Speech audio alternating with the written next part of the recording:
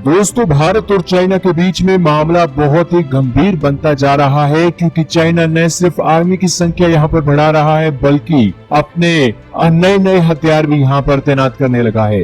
हालांकि अब जो एक खबर आ रही है, चीन का मीडिया कह रहा है कि हम AR-500C अनमैन्ड हेलीकॉप्टर इस विवादित इलाके में तैनात करने वाले हैं। और दोस्तों, इस AR-500C हेलीकॉप्टर की आपको जानकारी दे दें कि ये 15,000 फीट की ऊंचाई तक उड़ सकता है और ये दुश्मन पर एयर स्ट्राइक करने के लिए बहुत ही कारगर माना जाता है। लेकिन दोस्तों, चाइना की सेना इसे भारत के खिलाफ इस्तेमाल करने वाली है। हालांकि दोस्तों, अभी इसका ट्रायल भी पूरा हुआ है और इसी के पहले ही चाइना की मिलिट्री ने Z-8 हेलीकॉप्टर का भी, जो सबसे बड़ा ट्रांसपोर्ट हेलीकॉप्टर है, उसका इस्तेमाल भी इस लद्दाख के क्षेत्र में करने का ऐलान किया है। तो दोस्तों, इसी के साथ ही चाइना विवादित इलाके में अपने 5,000 सैनिकों की तैनाती पहले से ही कर चुका है और लगातार रोड बनाने का और कंस्ट्रक्शन बनाने का और उसी के साथ साथ बंकर बनाने का काम भी चाइना बहुत तेजी से कर रहा है। परंतु दोस्तों, आप कहेंगे कि इतनी बड़ी बात तो हुई नहीं, लेकिन आखिरकार चाइना ये तैनाती क्यों कर रहा है? तो एक्सपर्ट्स का यही मानना है कि चाइना सिर्फ और सिर्फ पूरी दुनिया से अपना जो कोविड-19 के कारण उसने पूरी दुनिया का एक सर्वनाश कर दिया था, उसकी ओर से ध्यान हटाना चाहता है। आज आप देख रहे होंगे मीडिया में ताइवान की खबरें आती हैं, हांगकांग की खबरें आती हैं, इसी के साथ साथ भारत और लद्दाख के क्षेत्र में जो भारत, लद्दाख और चाइना के बीच में जो अभी टकराव हुआ है, उसकी खबरें आती हैं। आपको अब खबरें कोविड-19 की सुनाई देना कम हो गई होंगी। हालांकि अमेरिका की तरफ से भी अब सैंक्शंस की तलवार कम होने लगी है और इसी के साथ ऑस्ट्रेलिया और चाइना के बीच भी विवाद ठंडा पड़ता जा रहा है। इसी के चलते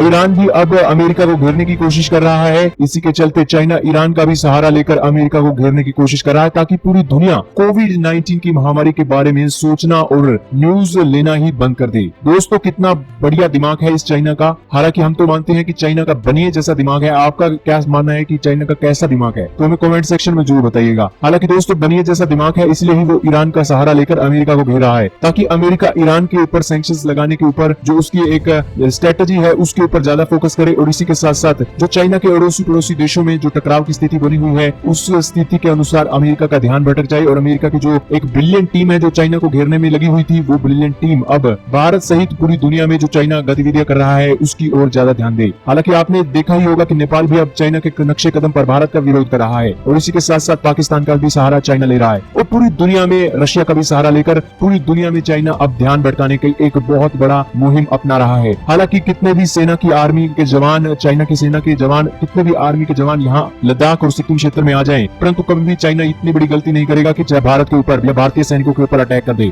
हालांकि दोस्तों, भारत की गतिविधियां भी बहुत तेज हो गई हैं और भारत भी लगातार यहाँ पर तेजस की तैनाती कर चुका है। हालांकि पिछले दिनों ही जब हेलीकॉप्टर की तैनाती चाइना ने की थी, उसके बाद ही भारत के तेजस फाइटर जेट भी एक फ्लाई बाई करके चाइना को सख्त संदेश देकर गए थे। मगर दोस्तों, इसी के साथ ही अगर चाइना इस मामले में आगे बढ़ना चाहता है और अपने सैनिकों की तैनाती करना चाहता है, तो भारत के जवान कभी पीछे नहीं हटेंगे और अब तो पाकिस्तान की बजाय चाइना को सबक सिखाना ही भारतीय नौजवानों का काम होगा। हालांकि दोस्तों, पाकिस्तान की इतनी अब स्थिति नहीं है कि वो भारत से लड़ सके। हालांकि आज पाकिस्तान इतने कर्ज के तले दब गया है कि भारत के साथ वो कुछ भी नहीं कर सकता। और दोस्तों, इसी के चलते अब चाइना ही भारत का एक मेन टारगेट है। पाकिस्तान को तो हम कभी भी घेर सकते हैं। लद्दाख क्षेत्र में जिस तरह से आज AR-500C अनमैन्ड हेलीकॉप्टर की तैनाती हुई है, उसके बाद हालात काफी गंभीर हो गए हैं।